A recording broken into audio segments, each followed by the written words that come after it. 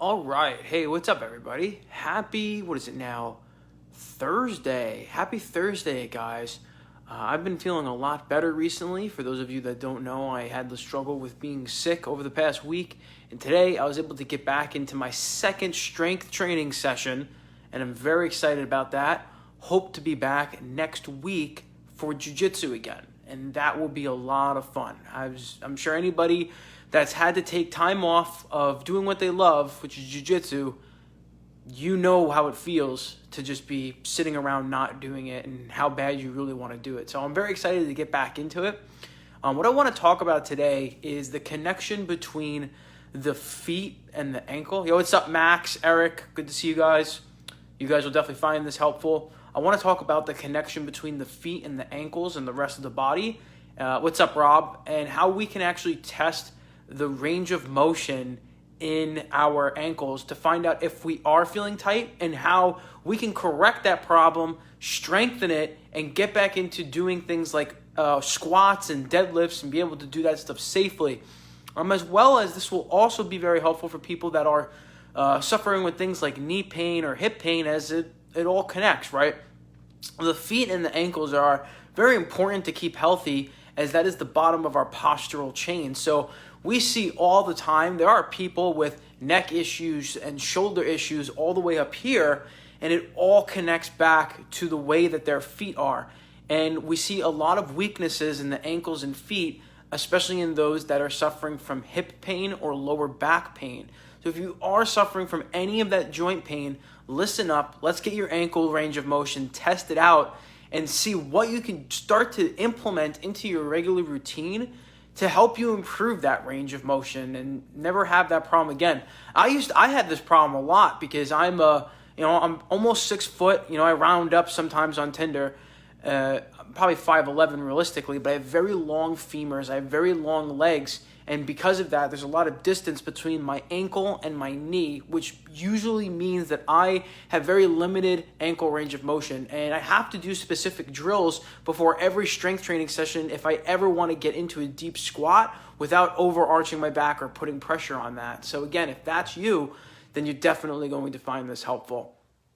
Let's first look at what the test is in order to test out your range of motion in your ankle. Now, if you've ever suffered with problems with doing things like squats or deadlifts, you may have a problem with your ankles. In fact, I would say most individuals do, especially with how often we're sitting down. But we want to figure out which leg is tight, if only one is, and how much range of motion work do we need to be doing. So I'm going to flip the camera around here. If anybody ever has any questions or wants to just leave a comment down below during the session, I will make sure to answer anything by the end. But for now, I cannot see who's coming in.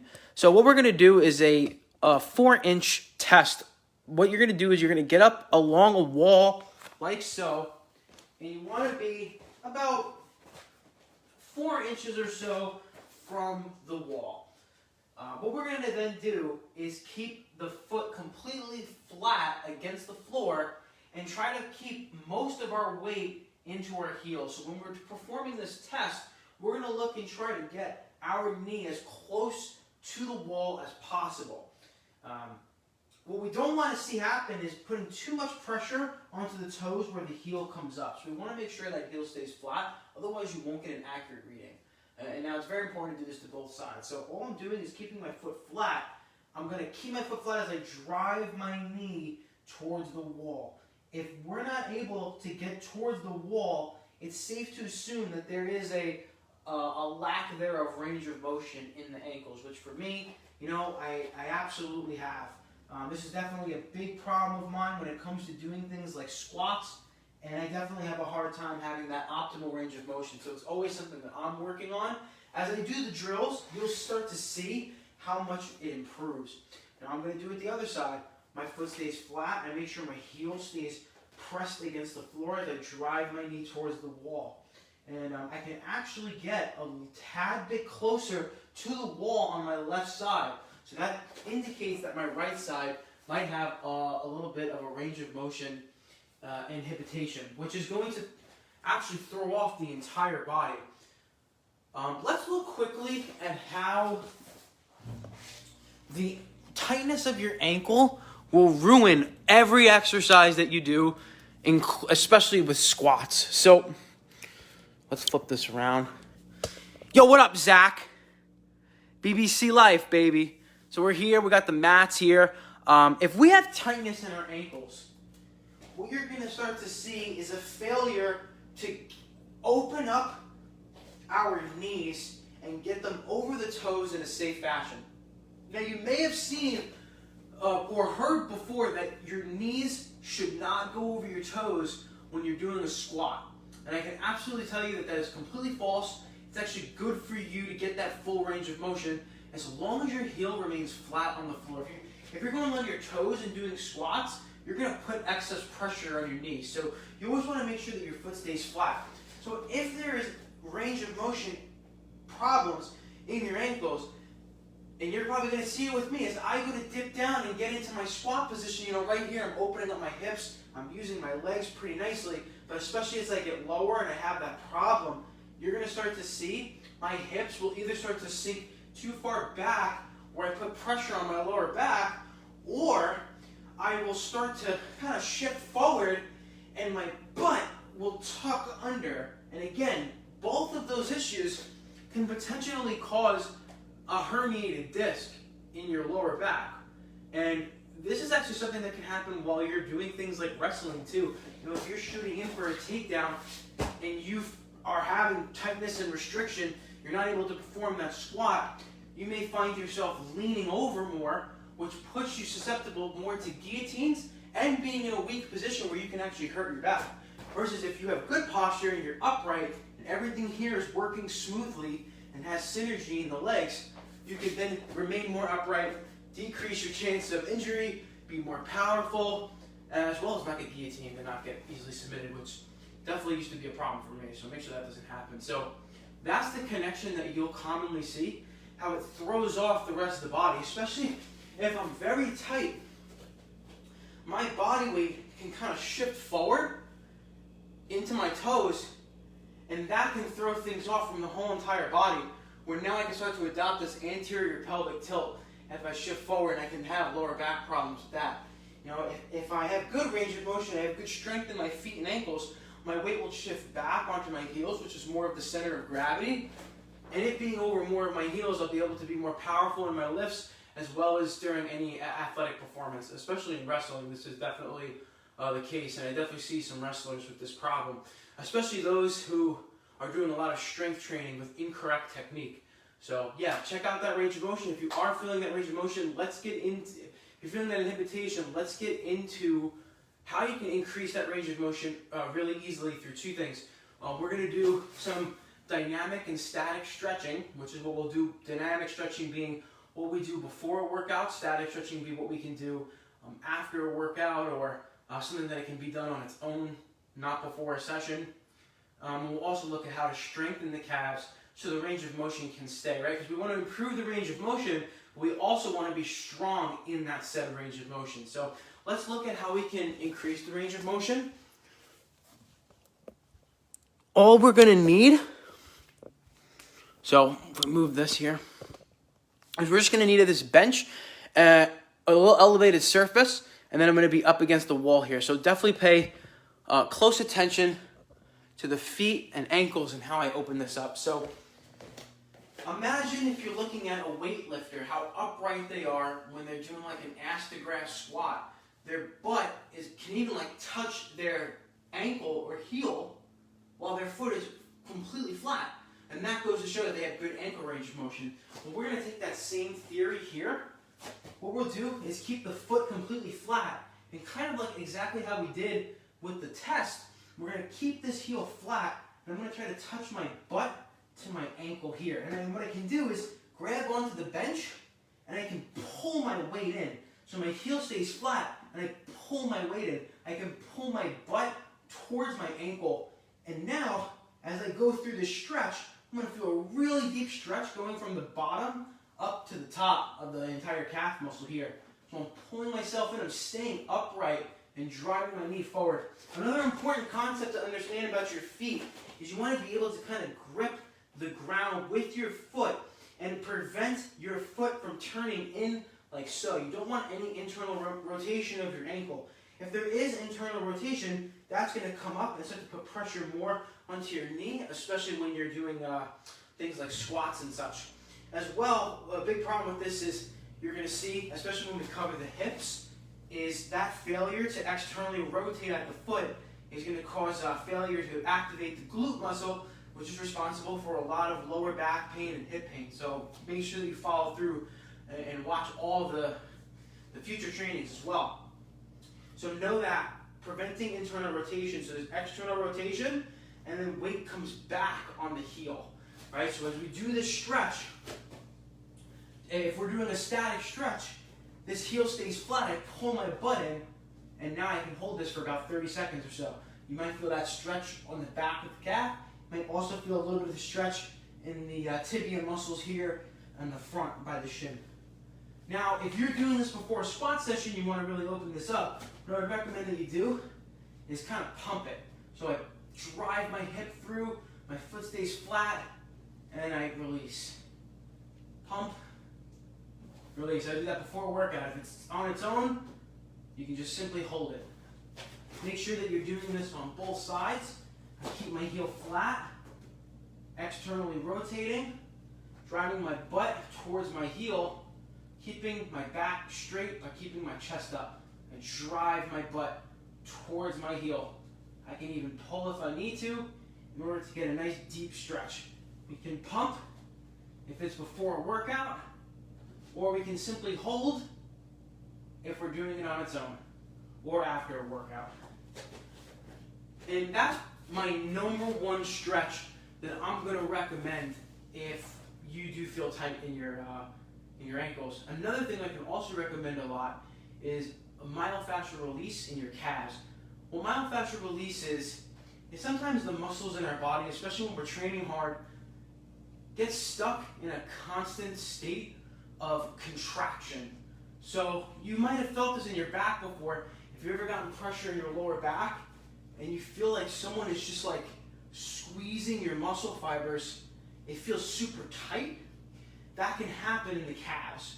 So what we need to do is foam roll and massage that area in order to break up that fascia and get that myofascial release, which will also help open up the range of motion in our ankles. So what you're going to need is a foam roller. Let's just make sure my camera angle is good. So if we look here, I have my foam roller here.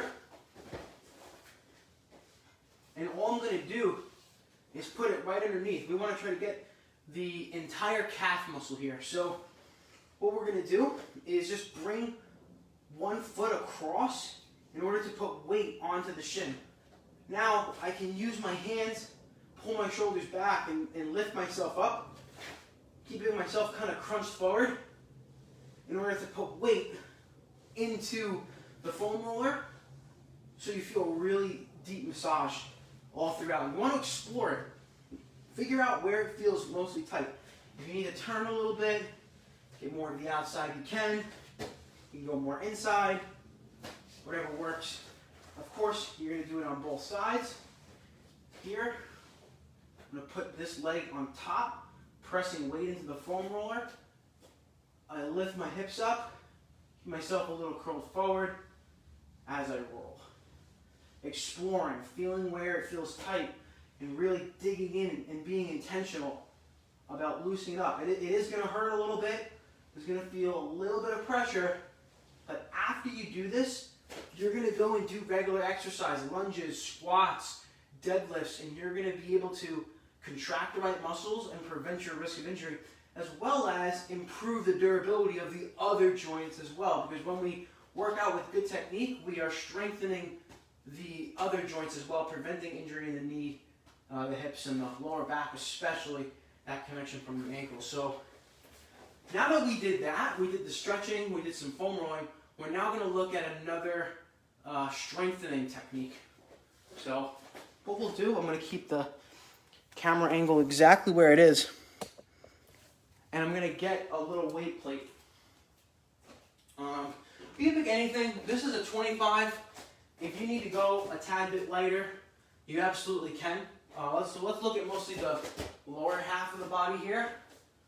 What I'm going to do is hold this plate out in front of me, and I'm going to keep it, you probably can't see, but what I'll do, you'll see my upper body here in a second, but what I'm going to do with my feet is really focus on keeping weight back on my heels, and I'm going to get my core nice and tight. Now from here, I'm going to squat down and open up my knees and keep my hips under me, so I can allow my knees to travel over my toes. Now from here, I look up, keeping weight in my heel, I can shift my body weight forward into my feet and start to open up this bottom position here. I really focus on, you can hear it in my voice, I keep my core tight the entire time, and I'm actively trying to keep my chest up. And I'm shifting my hips forward. I'm trying to turn on those glutes and open up here. If I need to, I can take a break, drive through my heels, come up, and squeeze my butt. That's the main thing, staying back on the heels. As I come back down, everything's tight, and I'm shifting my weight, trying to sit into my hips, flaring my knees out. You're really going to feel the ankles and the calves opening up. You're going to feel those glutes starting to turn on. And that is absolutely the best way to strengthen that range of motion, as well as you can do calf raises as well to isolate it. I would recommend doing this squatting exercise before any weight training that you may do, or any time that you're going to do any sort of weighted squat, to do that exercise with a kettlebell or a plate in order to open that up. Then what we can do to kind of isolate that strength a little bit, I'm just going to take these two, I'm going to take this one slam pad. This is what I throw my cleans, my squats. I'll throw the plates right down onto the slam pad. So these are really nice. But what I do here is very simple. If you have a machine, you can go ahead and use a machine. But what I'm going to do here is just use this kettlebell. It's a 15-pounder. And I'm going to do either 2 feet or 1 feet. I can keep my hand kind of on the wall here, up here. My posture stays vertical. My chest stays up. And if you watch my feet, look, I'm going to stretch my heels down, then drive through my toes up and squeeze my calves. And the entire time I'm looking straight ahead to keep my posture up. If you feel pretty easy with 2, you take the opposite side. So if I'm holding the kettlebell with my right hand, I'm going to do my left foot. Remember to have that rotation. I drop my heel down to stretch my calf, and then I drive through my foot to squeeze my calf. Stretch my heel down, really opening up the ankle. Then I drive through and squeeze. Nice and slow on the way down. Drop, stretch, come up, squeeze. When we switch, my left hand will be holding the kettlebell now as I do my right foot. Stretch down, drive up through my toe. Drive down, and then up through my toe, squeezing my calf. And by doing that, you're going to start to see a lot more strength and durability in the ankle. You'll have stronger feet, and this will lead to less injury risk for all of your strength exercises. So I would recommend that you do these if you were suffering from poor range of motion, doing those exercises before any strength training. So before any squats that you do or any sort of lunges. Let's actually look. I didn't really do each of the exercises too hard. I was really focusing more on the demonstration. But let's just look and see if my range of motion improved at all. Here, flat. You know, I can definitely get a little bit closer here. On my left side, same idea. Drive this forward, and I can definitely get a little closer here. Definitely feeling more stable here. You know, I haven't worked out in like a little over a week because of being sick and stuff, so I'm glad to be at least making a comeback. So we can, here's the rest of the gym. We can start wrapping up here. Yeah, Max, so especially if you've had an injury before, that's definitely a sign that you have suffered some injuries and that you probably have inhibited range of motion there. So, yep, that's some of the stuff that you can do before any sort of squatting session. This is starting from the ankles and feet. So even if you have posture pain anywhere, it's always good to look from the bottom up and look how each joint works. So for the remainder of the month, I'm going to be doing trainings on each of the joints. So we just covered ankles and feet today. We're then going to we're going to work our way up and go knees, hips, lower back, shoulders, elbows, wrists, neck. And we're going to do that. And we're going to really dive deep into each one, and we're going to see how they connect. So make sure that you watch all the trainings in order to really understand your body. If you guys want to learn more about how strength and conditioning can inhibit your risk of injury, as well as how it can improve your performance, just leave me a comment below, and I will send you over the free training resource so you can see it in detail, see how it works, and really start to not spend so much time off of the mats if you're ever feeling hurt. Now, Max here, sets and reps for each mobility and strength exercise. I mean, you could do 1 or 2 before.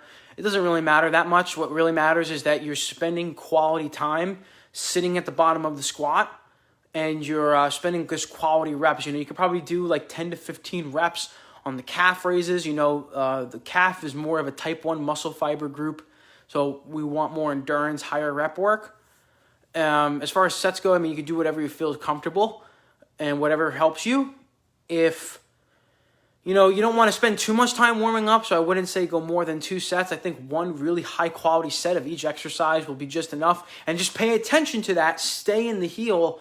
If you have to do the squat slower, spend that time doing the range of motion. And taking your time with that range of motion, making sure you're on your heel, your foot stays balanced, and your hip remains under you. That would be the most important thing. So yeah, guys, if you want access to that free training, just leave a comment below, and I'll message you. I hope you guys found this helpful. If you guys have any questions, feel free to message me. Peace out, everybody.